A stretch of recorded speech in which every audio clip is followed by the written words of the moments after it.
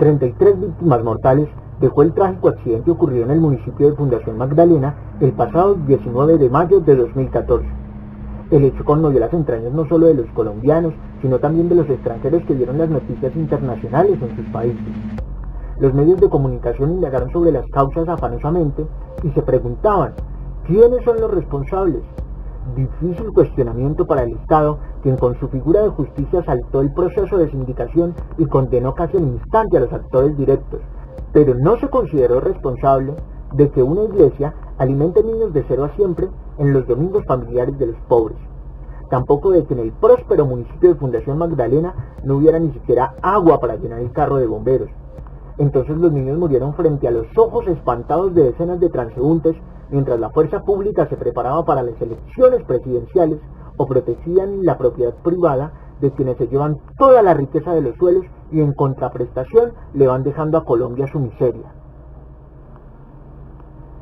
La locomotora del desarrollo, como dice Juan Manuel Santos, no es viable. Los recursos para la inversión pública se pierden entre la debilidad institucional, la corrupción, el daño ambiental, el crimen organizado y la exacerbación de los conflictos sociales. Pero eso no le importa al gobierno, porque su terquedad asnal les dice que es lo mejor para que un país tercermundista se convierta de la noche a la mañana en una gran economía.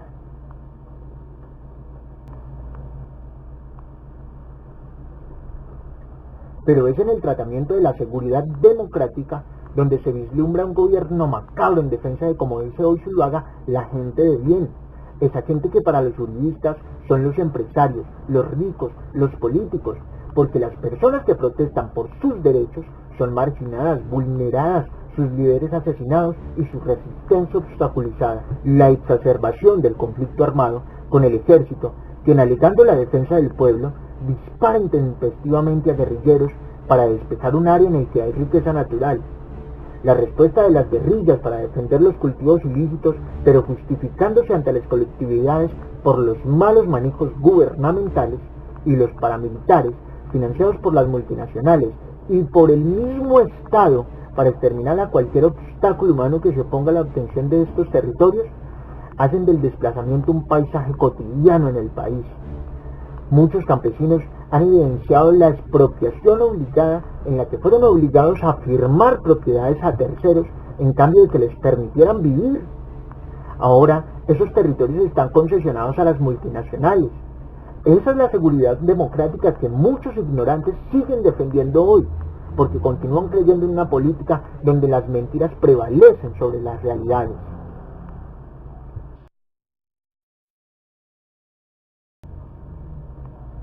Colombia es mundialmente reconocida por ser un país tercermundista, un país campesino, con importantes raíces indígenas, el país donde se produce o producía el mejor café del mundo. Dicho de otra manera, la ventaja comparativa de Colombia era la agricultura, por sus excelentes tierras que permiten la producción de alimentos, quizás también por eso el narcotráfico, pero el régimen la proyectó a ser una gran economía. Entonces, Uribe y sus discípulos se acordaron de las comunidades olvidadas porque desafortunadamente para ellas se encontraban sobre una minita de oro, de plata, de níquel, de carbón, de esmeralda, sobre un yacimiento de petróleo o en un espacio apto para realizar una represa. Así que la fuerza pública los desterró. En el peor de los casos fueron asesinados y reconocidos más tarde como falsos positivos. La mentecatez de los últimos presidentes los ha llevado a postrarse ante las multinacionales. Es irrisorio incluso que los colombianos paguen de su mísero salario para que las macroempresas de los países potencia puedan venir a llevarse toda la riqueza del subsuelo, dejando a su paso solamente cráteres de muerte e infertilidad. La tambaleante legislación se prohibió a sí misma la posibilidad de controlar la actividad minera y energética en los territorios, porque en su afán de saltar al mercado internacional, a los extranjeros se les ofreció todo fácil. se les dio la libertad de hacer con el territorio y las comunidades un festín en el que los pobres no participan. El problema no involucra la minería artesanal a la que ahora llaman ilegal. Antes de que existiera este país como república, ya había minería en Colombia, porque esa minería artesanal ha sido realizada durante décadas y hace parte de las prácticas culturales y los medios de subsistencia para luchar contra la pobreza. Esa es la herencia que le quedó a los afrocolombianos y a muchos indígenas desde la época de la colonia. Pero ahora, las personas ni siquiera tienen permiso de buscar minerales porque hay un gobierno que se inventó un interés social en el que las únicas beneficiadas son las multinacionales. Los perjudicados son los colombianos y además, quien debe pagar los graves daños ambientales es el gobierno majadero, insulso, torpe, cuya sandez obedece a la tercera ley fundamental de la estupidez planteada por Cipolla.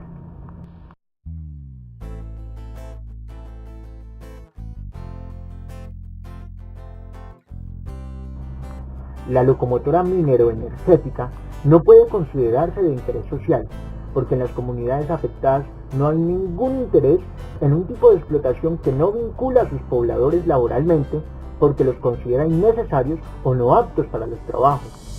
No puede ser de interés social un tipo de explotación que para llevarse a cabo tiene que desterrar a comunidades enteras, arrebatarles sus bienes y tradiciones, dividir las culturas, esterilizar la tierra, contaminar el ambiente y destruir complejos ecosistemas que tardaron millones de años en formarse. No puede ser de interés social un tipo de producción que no beneficia a los municipios porque les incrementa el costo de vida, pero además no se abastece de lo que se produce en él.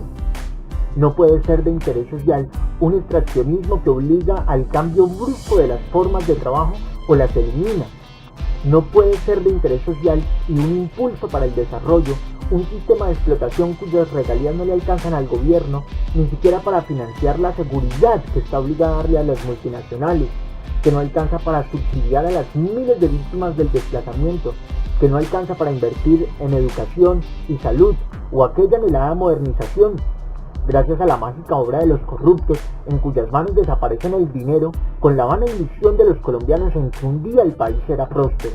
Pero quizás lo más terrible es el daño atroz al medio ambiente, porque el 17% de las regalías que deben ser invertidas en su recuperación no reparan ni el 1% del detrimento patrimonial. Y aunque la minería o la producción energética prometan muchas bondades, debe haber conciencia de que cada peso que se obtenga es un patrimonio que ya no se podrá recuperar. A los gobiernos actuales les queda una deuda imperdonable. Han sido astutos para comprar votos con insignificantes subsidios familiares en que las regiones más remotas, irónicamente en las que hay actividad minera y energética, es a donde menos llegan esos recursos.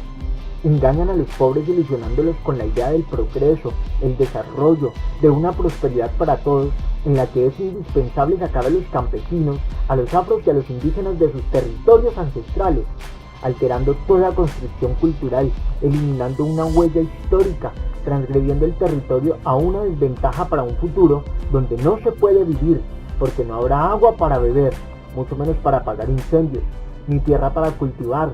No habrá quien entone un canto o toque un instrumento como acostumbraban nuestros antepasados.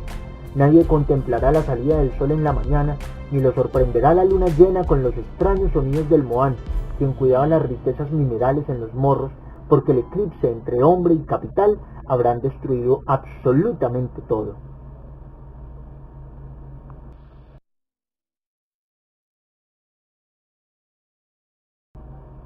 Noam Chomsky le escribió al presidente Santos una carta en la que le dijo: no necesito ahondar en la importancia de preservar estos valiosos recursos, no solo para las comunidades locales, sino también para fuera de sus fronteras. Tal vez para Santos sea una recomendación más para evadir, tal como obvió el ritual que hizo el 7 de agosto de 2010, día de su posición, en la Sierra Nevada de Santa Marta, donde los mamos le entregaron un collar con 4 piedras y le explicaron al mismo tiempo: una representa la tierra que debemos cuidar, otra el agua que es la fuente de vida, otra la naturaleza con la que debemos estar en armonía, y la cuarta representa al gobierno que debe respetar la naturaleza y la voluntad del Creador. Quizás para Santos, la tierra, agua, naturaleza y buen gobierno que prometió el primer día de su presidencia se convirtieron al segundo en engaño, explotación y mala administración, como los mecanismos para llevar a Colombia por el camino de la prosperidad, el desarrollo y el progreso. Esa batalla contra la desigualdad económica en el proyecto de la prosperidad para todos es una más de las mentiras en el arte del engaño de los políticos, donde ese mísero gobierno es el reemplazo del pasado, con los mismos propósitos, sigue siendo corrupto y despreocupado por el colombiano de a pie y garante indiscutible de los caprichos de las macroempresas extranjeras. Kapuczynski dice, ni la miseria ni la pobreza obedecen al orden natural de las cosas. Entonces, ¿cuál es la responsabilidad del gobierno ante la alteración de ese orden natural? ¿Qué responsabilidad tiene frente al hambre de los pobres que no tienen ni empleo ni pueden trabajar? ¿Qué responsabilidad tiene frente a la mendicidad de los hijos de los desplazados que son enviados a recibir un poco de compasión de quienes les brindan su caridad? ¿Qué responsabilidad tiene el gobierno frente a la falta de agua en muchas zonas del país, incluso en aquellas donde siempre hubo? ¿Qué responsabilidad tiene la fuerza pública cuando abandona al pueblo que debe cuidar para ayudar en la transformación de los ecosistemas en cráteres de miseria y de pobreza? Es claro que Colombia enfrenta una estupidez de tamaño global, porque desafortunadamente está administrada por personas estúpidas.